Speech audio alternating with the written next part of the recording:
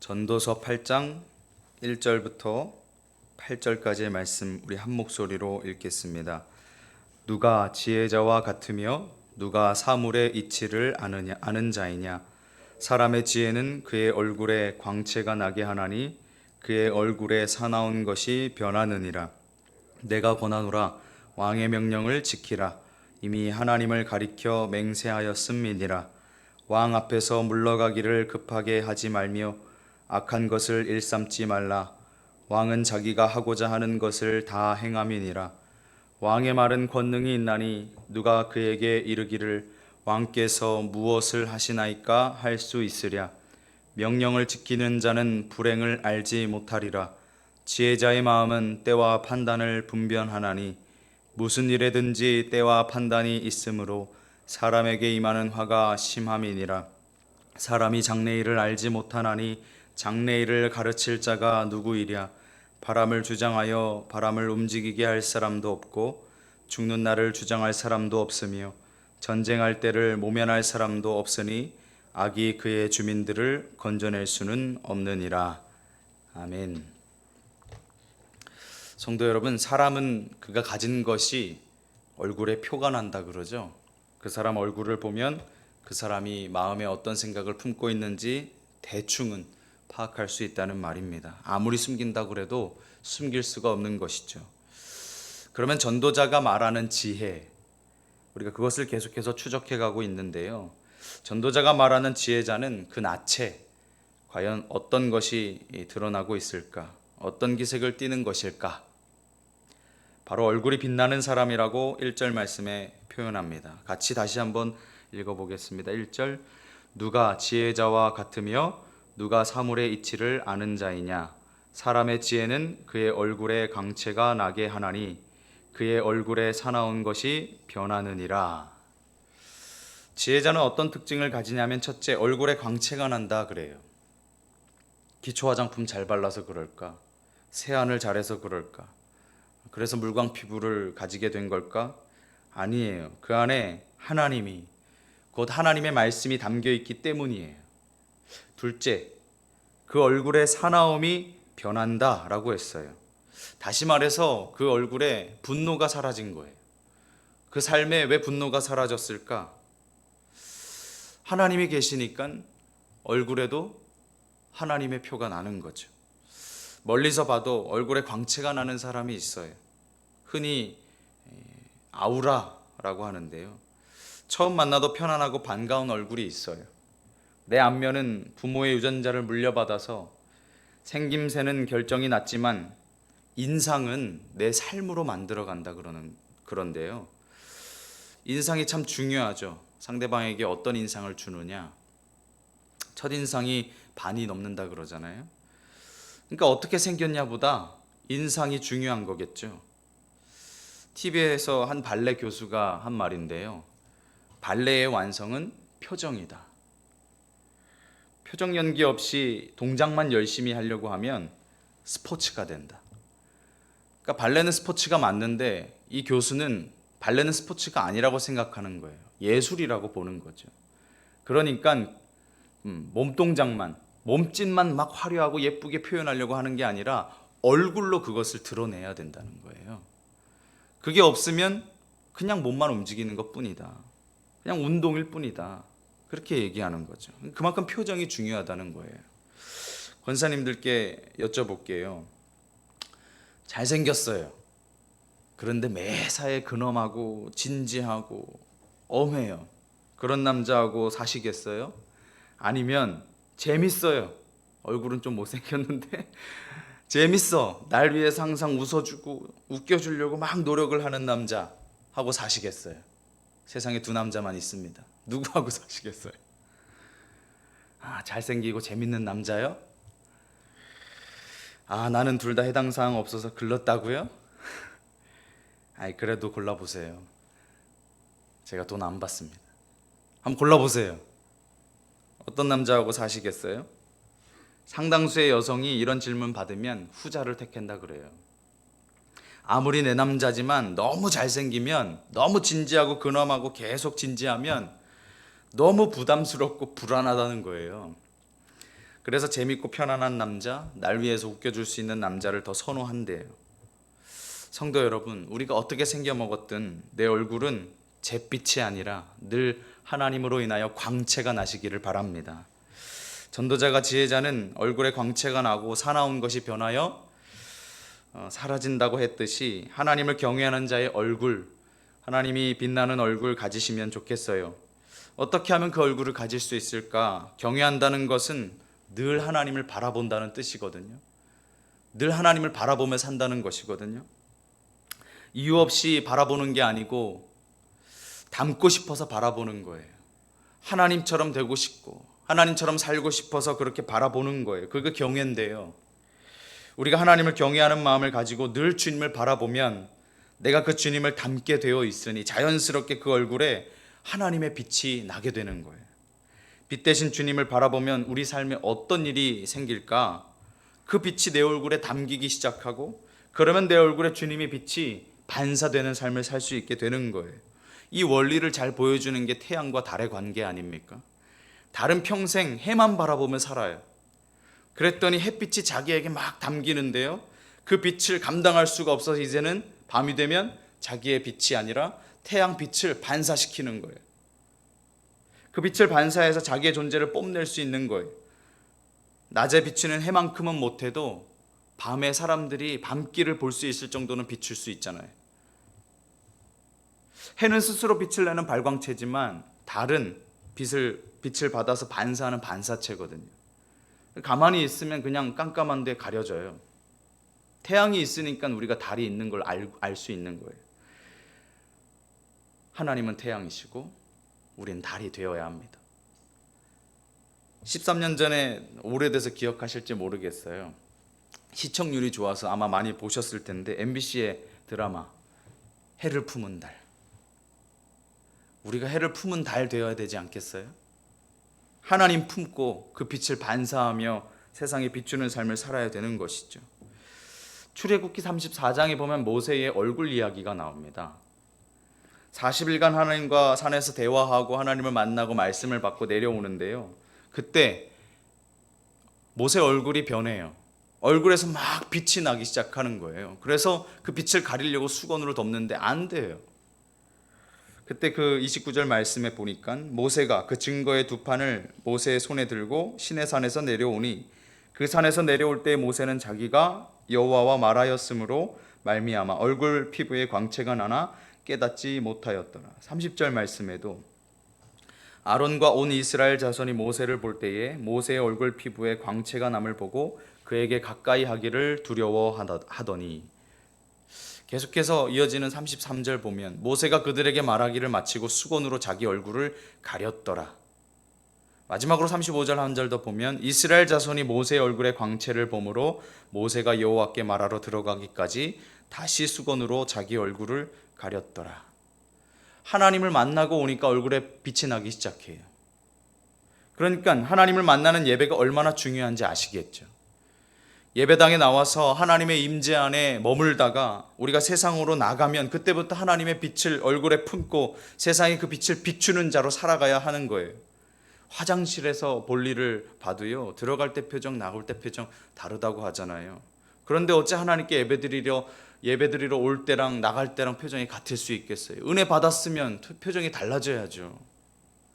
근심 걱정 쌓여서 막 인상 굳게 예배드리러 왔다가도 하나님 말씀 듣고 은혜를 받았으면 기뻐하며 감사하며 밝은 표정 지으며 나가야 되는 거 아니겠어요?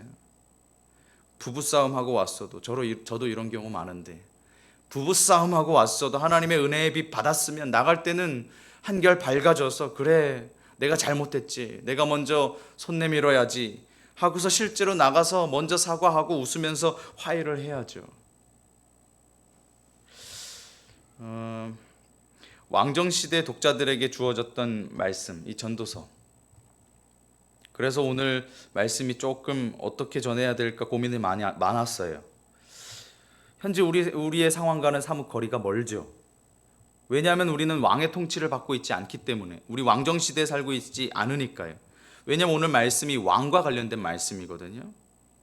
왕을 잘 섬겨야 된다, 왕의 말씀을 잘 들어야 된다, 이런 말씀이에요.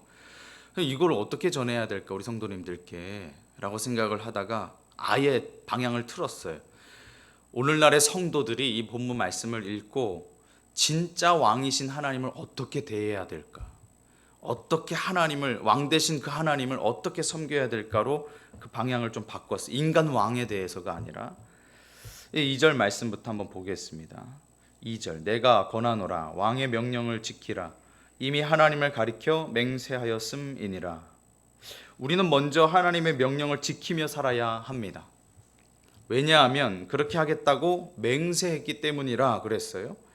그렇게 살겠다고 하나님 앞에 다짐해요. 그렇게 살겠다고 하나님을 가리켜서 선언을 했어요.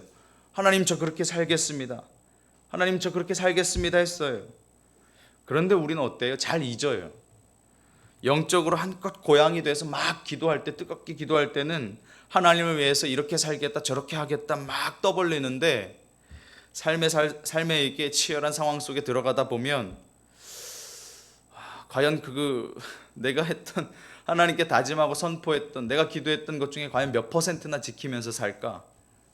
자기가 한 말도 까먹고 살아요. 그러기를 평생에 무한 반복하는 사람은 오늘 전도자의 표현처럼 우매한 자이지만, 하나님께 했던 그 약속 지키면서 하나님의 말씀을, 하나님의 명령을 지키면서 사는 자는 지혜자인 것입니다. 3절 말씀, 왕 앞에서 물러가기를 급하게 하지 말며 악한 것을 일삼지 말라. 왕은 자기가 하고자 하는 것을 다 행함이니라. 하나님은 전능하신다는 걸 믿으십니까? 그런데 그 권능 권세를 하나님께서 어떻게 사용하시는가? 하나님의 자녀들을 다스리실 때, 하나님의 자녀들을 보호하시고 그 모든 원수 마귀로부터 우리를 지키시고 또 그들을 이기실 때 하나님은 그 권능과 권세를, 그 전능하심을 드러내세요. 절대로 그 힘을 하나님을 과시하기 위해서 자기 과시용으로 드러내신 적이 없어요. 사람이 권력을 쥐면 의례 자기를 과시하기 마련이죠. 내 힘을 보여주겠어. 그래서 저 사람에게 나를 무섭게 여기게 만들겠어. 함부로 대하지 못하도록 내가 내 힘을 보여주겠어. 막 이러면서 과시를 하기 마련인데 하나님께서는 그렇게 하시지 않는단 말이에요. 심지어 예수님이 십자가에 못 박혀 돌아가실 때도 12군단을 내려서 지금 다 짓밟을 수 있다고 말씀하실 정도예요. 그렇게 할 능력이 내게 없겠냐고 제자들에게 말씀하실 정도예요. 나 그럴 능력 충분히 있어. 그런데 내가 그렇게 하지 않아. 만약 하나님께서 그러시기 시작한다면 우리는 늘 하나님을 막 벌벌벌벌 떨면서 섬겨야 될 거예요. 뭐 하나만 말 실수 하나만 해도 막 무서워가지고 하나님께 어떻게 될까 봐 무서워가지고 신앙생활 제대로 할 수 없을 거예요. 하나님이 그렇게 하지 않으세요. 우리가 어떻게 해야 되겠어요? 그 은혜를 아니, 하나님이 그러실 수 있는데 그렇게 하지 않으시니 우리가 어떻게 해야 되겠어요? 3절 중간에 보면 악한 것을 일삼지 말라. 하나님이 우리에게 그런 은혜를 베풀어 주시니 우리가 어떻게 악을 일삼을 수 있겠어요? 하나님 심기 건드릴 일 작당 말고 내 할 일을 충실히 하면서 살라는 거예요. 하나님 잘 섬기면서 살라는 거예요. 우리는 언제나 하나님의 보호하심이 필요해요. 하나님께서 지켜주심이 필요해요. 내가 나를 지킬 수 없잖아요.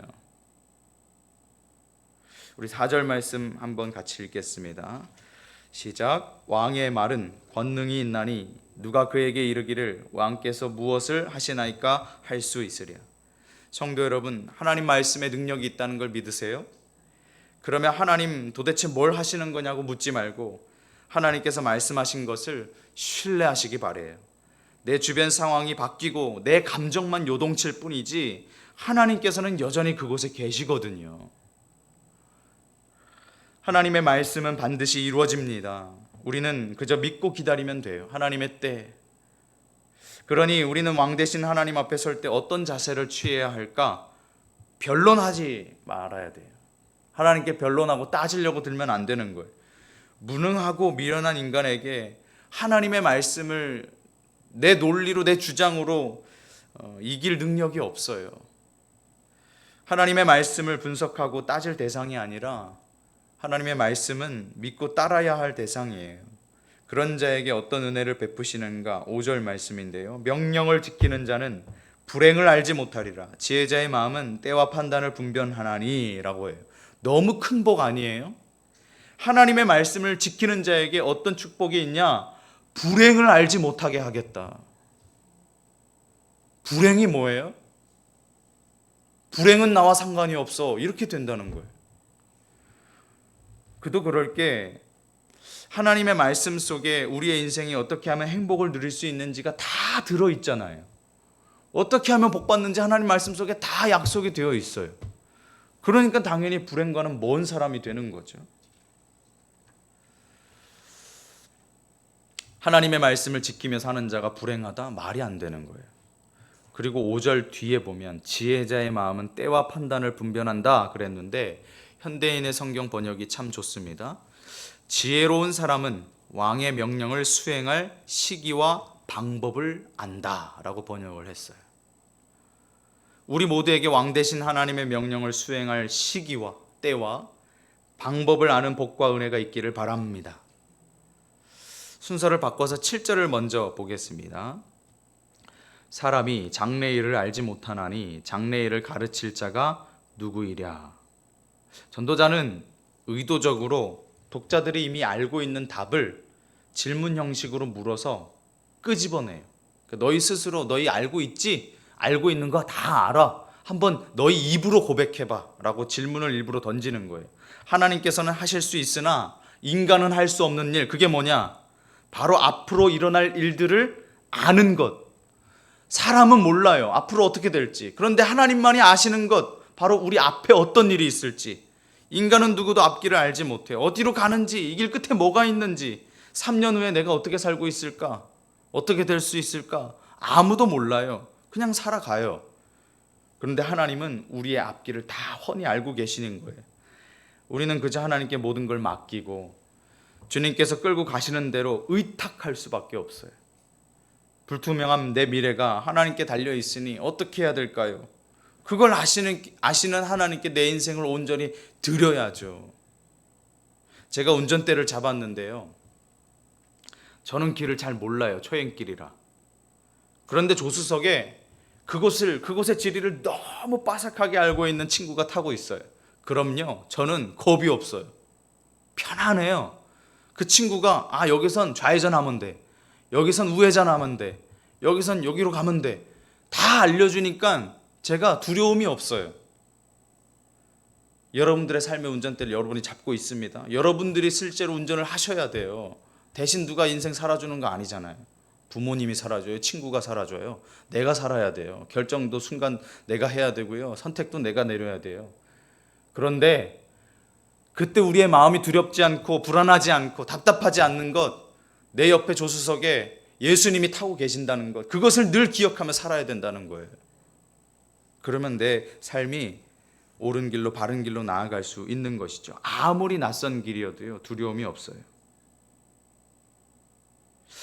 거기에 한술 더 떠서 우리 주님 너무나도 우리를 사랑하시는 게, 가다가 길이 막혔다. 그럼 우리는 어떻게 해요?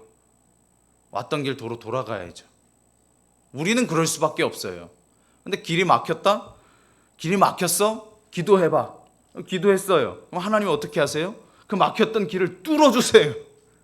거기에 길을 내시는 거예요. 이것보다 든든한 게 어디 있겠습니까? 그 주님을 신뢰하실 수 있는 저와 성도님들 되시길 바라요. 다시 6절로 가서 무슨 일에든지 때와 판단이 있으므로 사람에게 임하는 화가 심함이니라. 이 구절도 마찬가지로 현대인의 성경 번역을 참고를 했는데 이해하기가 한결 수월합니다. 모든 일을 하는 데는 적절한 시기와 방법이 있으나 우리는 그것에 대해 잘 모르고 있다.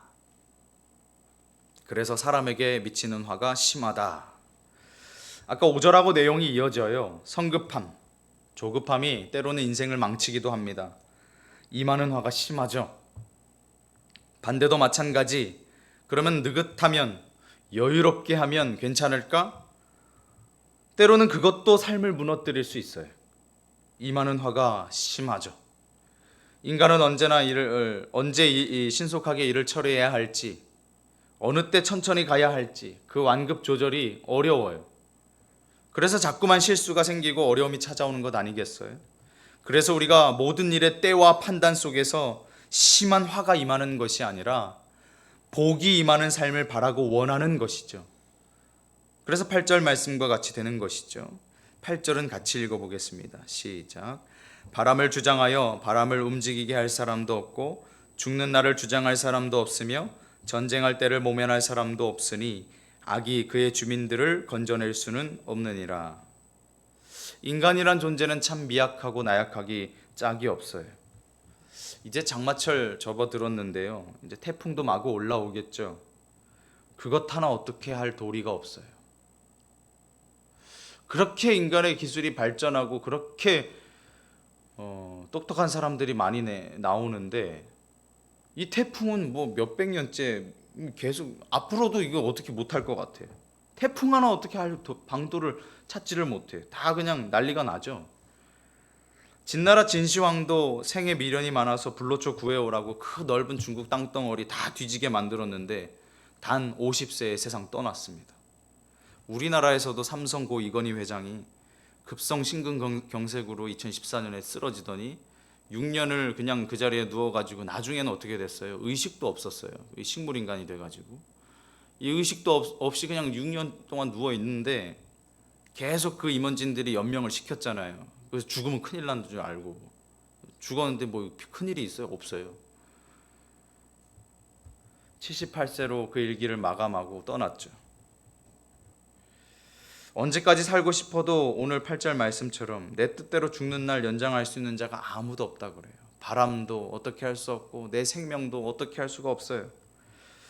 그리고 마지막 세 번째, 전쟁 모면할 사람이 없다 그랬는데 평화롭기 그지없던 우리나라에 갑자기 폭탄이 떨어지더니 6.25 전쟁이 터지잖아요. 세 가지만 예를 들었는데요. 이 외에도 수많은 경우에 인간은 그 모든 일들을 막아낼 재간이 없습니다. 그 어떤 일들도 인간이 막아낼 재간이 없어요. 왜냐하면 아까 앞에 얘기했던 것처럼 우리는 장래일을 알지 못하니까. 이렇게 결론이 나면 너무 불행할 텐데 우리에겐 소망이 있어요. 8절 마지막 말씀에 악이 그의 주민들을 건져낼 수는 없느니라. 그래요. 이 말씀 맞아요. 악이 우리를 건져낼 수는 없어요. 그런데 우리에겐 소망이 있어요. 이 모든 악으로부터 우리를 건져내실 수 있는 유일한 분이 계시다는 걸 우리가 믿고 있잖아요. 바로 우리가 따르고 믿고 섬기는 예수 그리스도, 그분이 계시잖아요.